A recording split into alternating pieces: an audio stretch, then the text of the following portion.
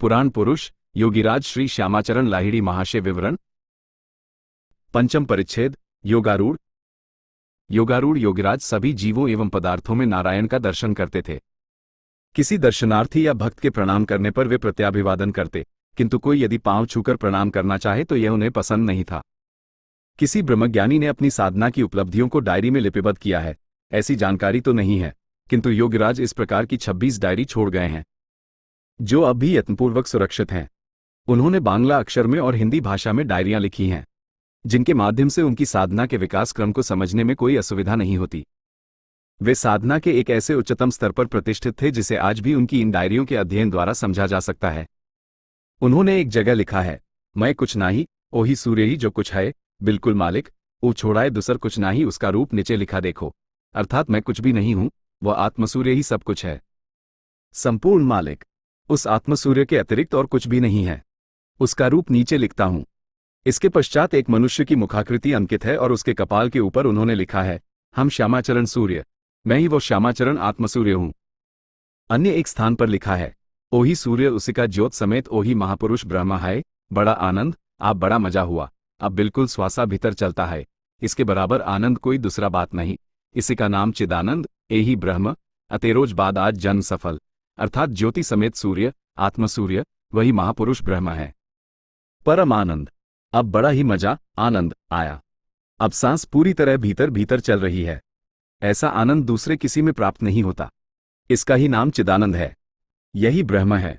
इतने दिन बाद आज जन्म सफल हुआ, अर्थात प्राणकर्म करते करते जब श्वास प्रश्वास की गति संपूर्णतः स्थिर होकर सुषुम्नावाही हो जाती है, तभी यह अवस्था प्राप्त होती है।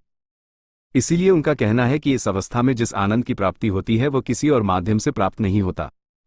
इसी शाश्वत आनंद की स्थिति में वे कहते हैं कि इतने दिनों बाद आज मानव जन्म सफल हुआ, अर्थात उन्हें पूर्ण ब्रह्म ज्ञान की प्राप्ति हो गई। और भी अन्यत्र लिखा है, अपना ही स्वरूप नारायण को देखा। महादेव ओ पार्वती आवमी का रूप देखा, पार्वती हमें चूमा किया, अर्थात स्वयं स्वरूप नारायण को देखा। मनुष्य के रूप में महादेव एवं पार्वती के रूप का दर्शन किया। मात्र स्नेह भावना के साथ पार्वती ने मुझे चुंबन दिया। इस स्थिति में अद्वैत भावना में प्रतिष्ठित होकर वे स्वयं को और नारायण को एक रूप में देख रहे हैं। इस प्रकार लिखी गई कुछ बातें ज्यों की त्यों यहां उपस्थित की गई हैं। इससे ज्ञात होता है कि वे साधना की कितनी ऊंचाई पर स्थित थे। अपने एक भक्त कांस्टेबल विंदा हलवाई की प्रशंसा करते हुए वे कहा करते थे, विंदा सच्चिदानंद सागर में बह रहा है। अवकाश प्राप्त करने के बाद एक वरिष्ठ आचार्य की बृहत्तर भूमिका में उनकी जीवन साधना शुरू होती है। गुरु कृपा से असाधारण योग विभूति के अधिकारी होने के बावजूद इस महायोगी ने गृहस्थाश्रम में रहकर मुख्य रूप से गृहस्थों के बीच योग साधना का प्रचार किया। प्रत्येक वर्ग एवं वर्ण के लोग, वे चाहे ब्राह्मण, क्षत्रिय, शूद्र, हिंदू, मुसलमान, क्रिश्चियन, यहां तक कि राजा महाराजा अथवा रास्ते के भिखारी हों, सबको उनकी कृपा एवं स्नेह प्राप्त था। देवघर के बालानंद ब्रह्मचारी, काशी के भास्करानंद सरस्वती, नानकपंथी साईं दास बाबा के साथ अनेक त्यागी सन्यासी भी उनके सान्निध्य में रहकर धन्य हुए हैं। काशी नरेश ईश्वरी नारायण सिंह कभी कभी तेलंग स्वामी एवं भास्करानंद सरस्वती के दर्शनार्थ जाया करते थे। एक दिन उन्होंने भास्करानंद के समक्ष इस गृही महायोगी की अत्यंत प्रशंसा की। प्रभावित होकर भास्करानंद ने उनसे मिलने की इच्छा व्यक्त की, किंतु सन्यासी होने के नाते किसी गृहस्थ के घर जाकर उससे मिलना उचित नहीं, ये सोचकर उन्होंने राजा से अनुरोध किया कि यदि वे उस गृहस्थ योगी को सानुरोध एवं साग्रह उनके पास ला सके तो अच्छा हो। पहले तो योगीराज राजी नहीं हुए, किंतु विशेष अनुनय विनय एवं अनुरोध के पश्चात अंत में वहां जाना स्वीकार किया और काशी नरेश स्वयं योगीराज को अपनी बग्घी या घोड़ागाड़ी में भास्करानंद के पास ले गए। दो महामानवों का मिलन हुआ। भास्करानंद ने गृही योगी की साधना पद्धति के संबंध में जानकारी प्राप्त की और उनकी साधना पद्धति को प्राप्त करने का सहर्ष अनुरोध भी किया था। काशी के प्रसिद्ध होम्योपैथ चिकित्सक गोपाल चंद्र वंद्योपाध्याय एवं उनके एक मित्र कभी कभी तेलंग स्वामी का दर्शन करने जाते। दाशून्य वंद्योपाध्याय योगीराज के शिष्य थे। एक दिन दोनों मित्रों ने योगीराज से अनुरोध किया कि वे तेलंग स्वामी से भेंट कर लें। योगीराज की सहमति के बाद डॉक्टर शून्य वंद्योपाध्याय उन्हें तेलंग स्वामी के पास ले गए। उन दिनों काशी धाम में स्वामी जी की अत्यंत ख्याति थी। उन्हें काशी का साक्षात जीवंत शिव कहा जाता था। स्वामी जी अपने पंचगंगा घाट के आश्रम में मौन बैठे हैं और उनके चारों ओर भक्तगण बैठे हैं।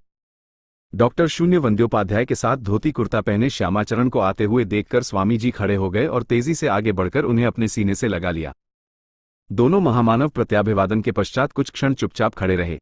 इन दोनों महायोगियों का मिलन देखकर डॉक्टर शून्य वंद्योपाध्याय की आंखों में प्रेम के आंसू छलक आए। उसके पश्चात वे अपने गंतव्य स्थल की ओर चले गए। स्वामी जी के निकट उपस्थित भक्तगण योगीराज को नहीं जानते थे। उन्होंने कभी भी स्वामी जी को किसी के साथ इस प्रकार प्रेमपूर्वक मिलते हुए और आलिंगन करते हुए नहीं देखा।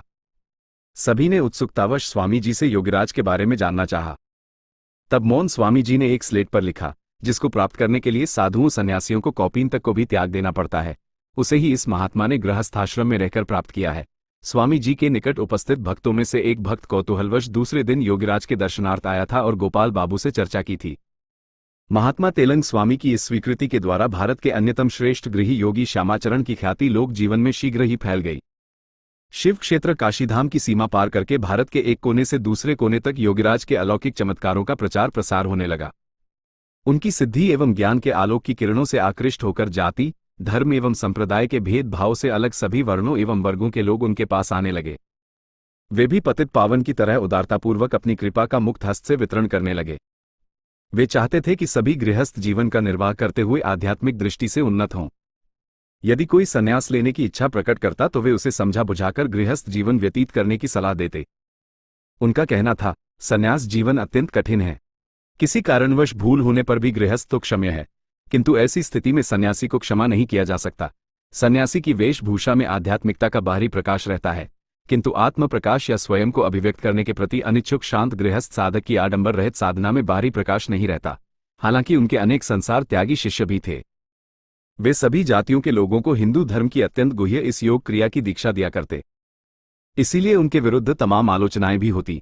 वे मुस्कुराते हुए कहते थे, मैं ब्राह्मण के भीतर चांडाल देखता हूं और फिर चांडाल के भीतर ब्राह्मण भी देखता हूं।